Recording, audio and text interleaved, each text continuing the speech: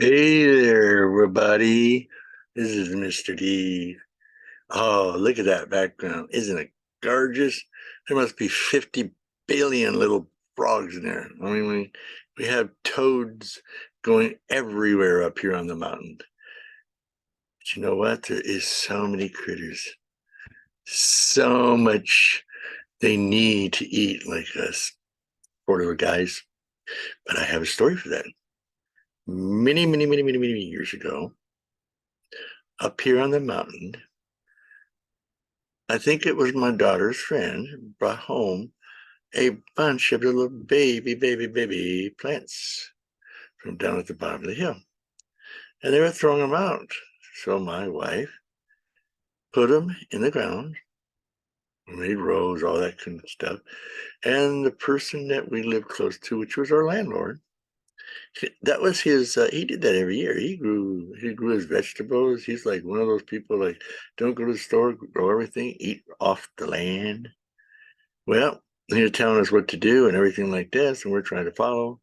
But my wife also has some other rules. And he says you need to watch out and you need to kill all those gophers. They come into the ground and they eat the roots of your plants. My wife, well, she don't believe in killing anything.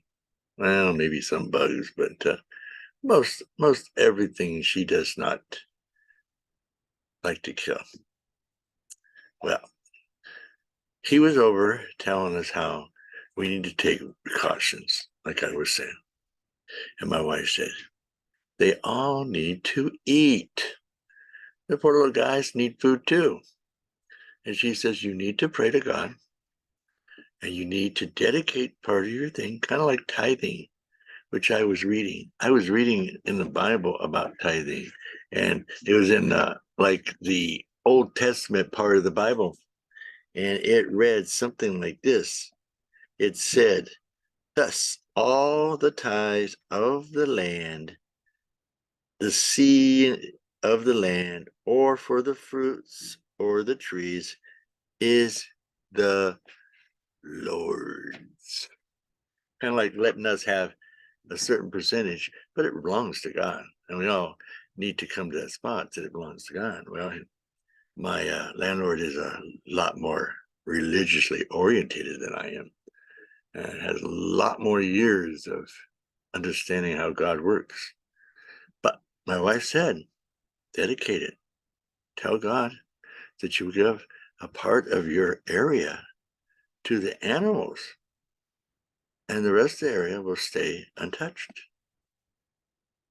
I wonder how the animals know this. I mean, a big old field out there. Don't pass over on this side, or it's a no-no.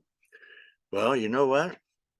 Landlord's crops were getting eaten all the way through. I mean, chomp, chomp, chomp, chomp, chomp.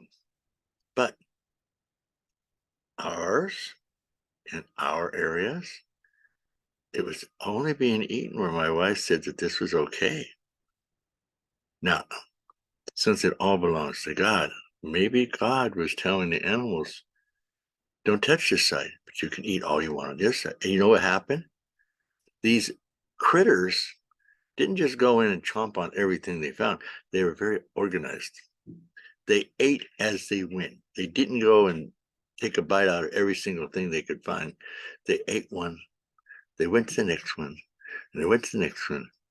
Very unusual, my landlord said. And our side, the crops were so big of squash and stuff that he said he couldn't sell it on the fruit stand. They were monsters. I mean, they don't even sell them in the store that big. It's amazing what God does. And maybe it's like tithing. Amazing what God does when we donate what's God back to Him. It's His anyway. In my book, everything I get, Social Security, substitute money, gifts, everything I get is God's. And I think of only one solution, and that is how to increase people's awareness to God. I did that by bringing little gifts to the children in classes. They like that. And it cost a lot, sometimes a couple $100. But you know what? The money I made was God's, not mine.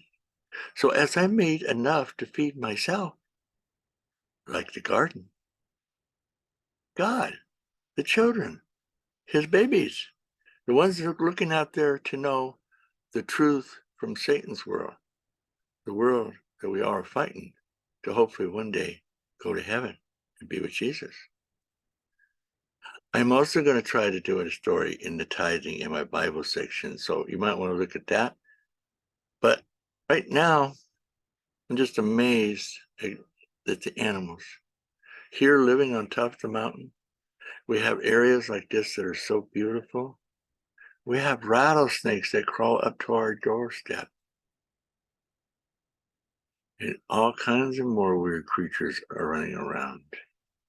So God's creatures are out there for us to take care of. Our garden took care of it. Now, what are you going to do to make sure that God's critters are taken care of? God bless you guys. Happy Sabbath. Talk to you later, Mr. D.